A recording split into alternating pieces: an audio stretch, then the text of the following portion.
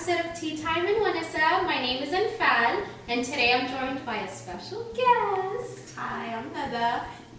So today we're going to be doing a segment on self-care, and this one specifically is on nutrition and like internal health and wellness and such. So Nada's joining us today because she is a wellness advocate. So today what we're doing is we're making two things. We're going to be making lentil soup with a Western twist, and then we're also making crackers with quinoa and cheddar and Parmesan cheese. And throughout this episode, we're also going to be talking about like our wellness journeys and why we're here and such. So first things first, you have to get a pot that you're gonna put everything in. Obviously it's soup, so you only need one pot. That's why soup is the best and the easiest thing to make. By the way, I'm going to be standing aside and drinking tea most of this episode. Oh no, you're supposed to help me out.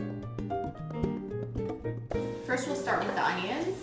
You want to saute the onions for about like 2 to 3 minutes. The onions and garlic. Yes. There's a carrot in there. Imposter. Here you go. And I'm usually really bad with salt, but the best rule is always, like with every layer that you add a little bit of salt. I actually was taught to just add salt at the end. That's I really know, that's cool. what my mom does too, but Yeah. I've learned to just keep salting. So why did you choose to be healthy? What was important about it for you? So I studied public or community health in undergrad, and I had to take an environmental health class. Yeah. And in environmental health class, we learned about, organic versus non-organic, and that was the start for me with the switch to organic. So after that one class, I decided I'm only eating organic, and back then, Just like that, it was just like that. Just like that. Okay. And then imagine going to my Sudanese mother and being like, I'm only gonna eat organic from now on. She's like, What is organic? But I she mean, didn't but back understand the then- concept Yeah. of organic. Organic just doesn't mean, you buy it from the store, like fresh produce. It's about the pesticides that they use, the process that they use, no genetic modification. And so back then, okay, so now we're gonna add the celery. Okay, cool. And the sweet potato? Oh, twist. We're not using potatoes. We're using twist potatoes. Sweet potatoes. Sweet We're gonna make potatoes. it fall. Actually, we can add the lentils. Okay. Are we adding the other So stuff the now? lentils, you don't always have to, soak it. For this soup, you can just add it, but we soak the lentils. It just makes it a little hours. softer. Yeah. And when you saute it like this, it really helps to get the flavor going. And so now you can add actually some of your cumin and coriander to get the flavors in there from now. Okay, so this is going. It's smelling amazing, actually. Like it just smells so like homey and like earthy. So now we can add actually the rest, and then we can add the stock in. Yep. So since you knew you wanted to like go organic and be healthy, what practical things did you start doing? So organic back then was a lot more expensive than it is now. Right now it's still more expensive, but back then it wasn't even available everywhere. Yeah. The only place that you can get organic food in was Whole Foods. And I was an undergrad student. I love Whole Foods, but it's expensive. So the only things I could afford from there were snacks. And so that week when I decided I'm only eating organic, I was only eating organic snacks. Yeah. And so, of course, I was starving, I was hungry, and I couldn't do it anymore. So I started, little by little. So now you can add the stock after you added all the veggies. We used chicken broth and, of course, organic. And this one is actually bone broth. Of course, guys. Of course. This is actually bone broth. Bone broth is really good for you because of the collagen that's in it. Collagen is great for skin, for bone health, hair, nails. Everything in between. Yes. So we also wanted to throw some beets in there. Are we doing that now or later? We can put, actually no, since they're cooked already, we don't need to add it now. Okay, cool. So now you just leave it in here for, what, like half an hour? Yeah. Okay, perfect. So we're gonna start making quinoa seed crisps with cheese. Yes. Yeah, all of that. Okay. You know, usually you have bread with soup, but we're going a healthier way. We're giving you healthier options. So first thing, we're gonna toast the seeds and the quinoa. So you add the quinoa. Actually, we preheated the oven to 350. Or we're in the process of preheating it now. So we added sunflower seeds, pumpkin seeds, quinoa. Oh, you need oil, right? Yes, we're gonna add There you go. sesame seeds, and we're also adding black seeds.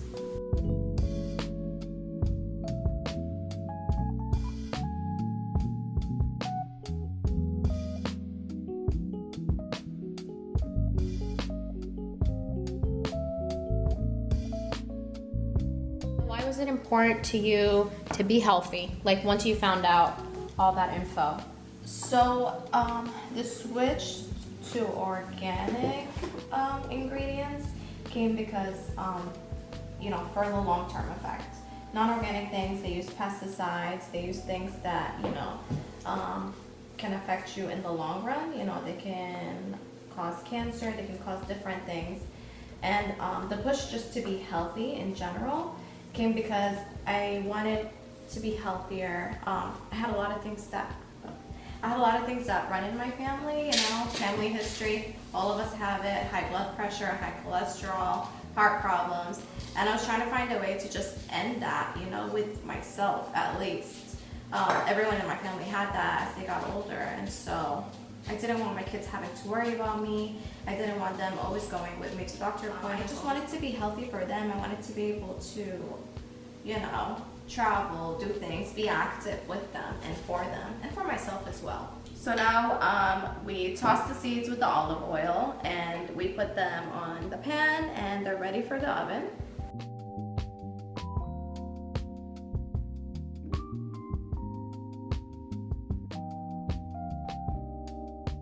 Since we just added the beets, based on your philosophy, we're supposed to resalt? Yes. Salting? Salting as you go. Trademark. TM. So how much salt is too much salting? So, Are we you can add a supposed little to bit more. You can pepper add a little bit in more. more too? Yeah, because I didn't add pepper earlier, Okay. so you can add it. Don't add too much though. Pressure. What's too much? Just What's the too little? perfect amount. I'm such an eyeballer when it comes to cooking. So I know, me too. It's really hard for me to give, you know, exact measures. We can add a little more salt because we added everything already. Hey. And then we just add the rest of the cumin and coriander too. So while the seeds and the quinoa are toasting in the oven, you can start on the next step, and it's just create like little round circles with the cheddar cheese.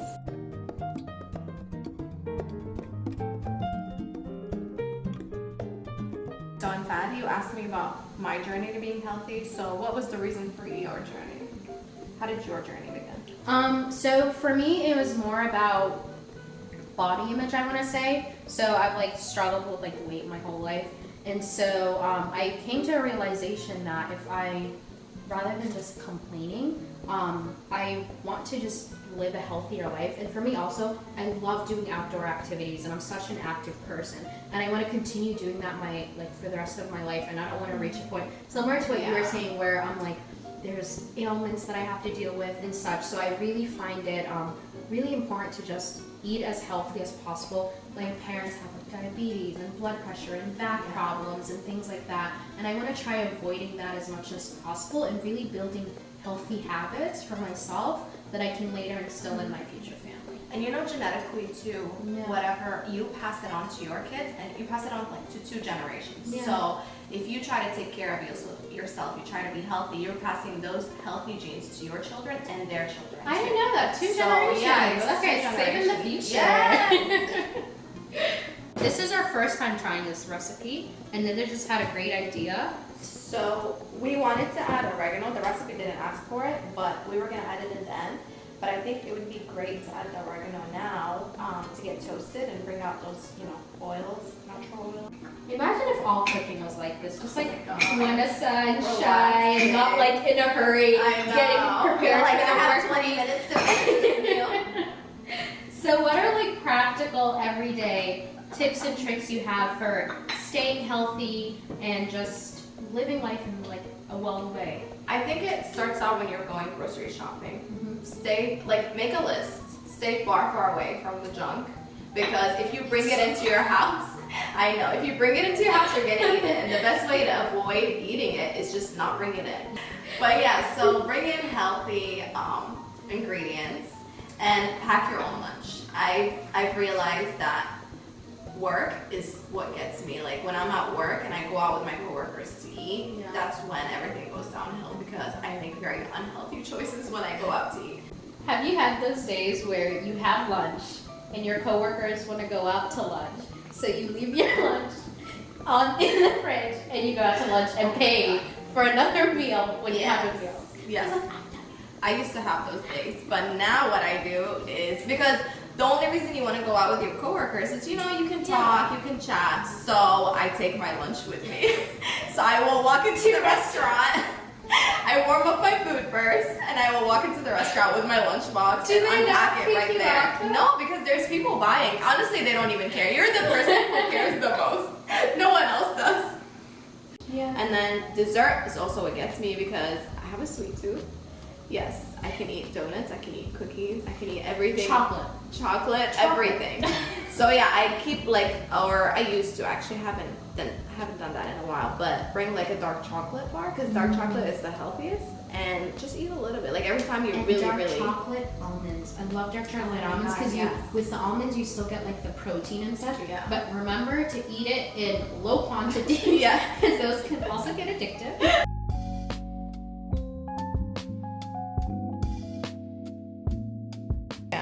Oh, you know what I recently learned? For vegans, rather than using eggs as bonding agents, they take chia seeds and they mix it with water, and then it becomes like, what is the word that I'm looking for? Like bonding. Yeah. And they use that as a bonding agent. So I'm sure you can use that here, and it'll bond it together. Chia seeds are great. Actually, that's another good breakfast thing that's very quick and healthy. You can do chia seed pudding or dessert. I use that for dessert too. I make a bunch and I keep it in the fridge. Ooh. And at home, if I'm craving something sweet, just put like almond butter on top of it, some honey.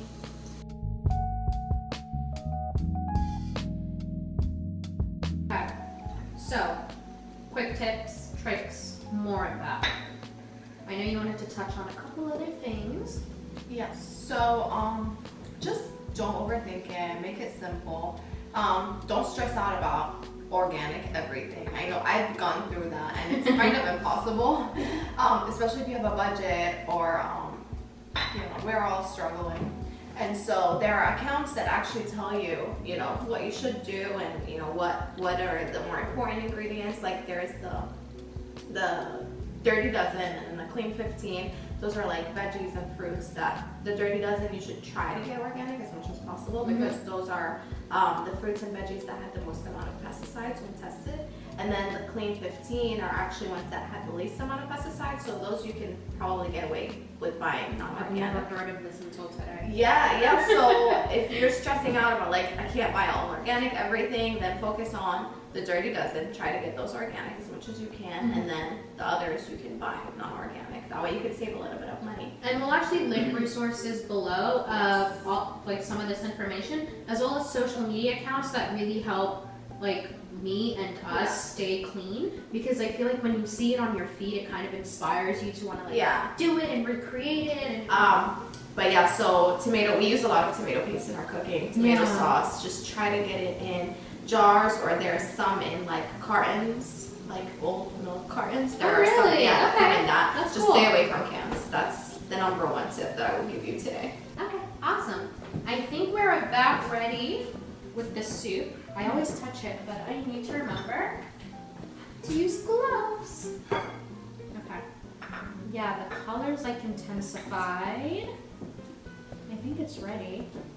So the recipe told us to put it in the oven for 15 to 20 minutes, but don't trust recipes all the time. You have to kind of see things for yourself. It's actually been about 7 minutes, and you can see that the cheese has already browned on the outside, so that is plenty time. Look at all that oil. The cheese is Okay, maybe this oozing. was not the healthiest alternative. But it's still better than bread. You want your soup to stay a little bit chunky, so a tip that I got actually from my mom is don't blend the whole thing. So we clearly have different philosophies. I taste all the way through to make sure that I didn't like screw it up or not add or too much or too little. You don't. I don't. But I'ma just try to make sure it ain't too salty or it's salty enough. It needs salt. Really? It does.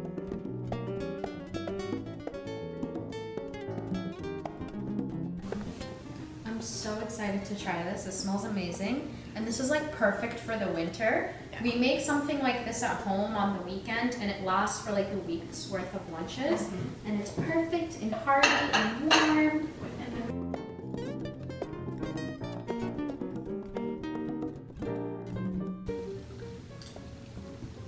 Mmm. Oh my god. Oh my god, it's so Oh my good. god. Wait, you know what I'm really excited to try? The cracker. So good. The oregano.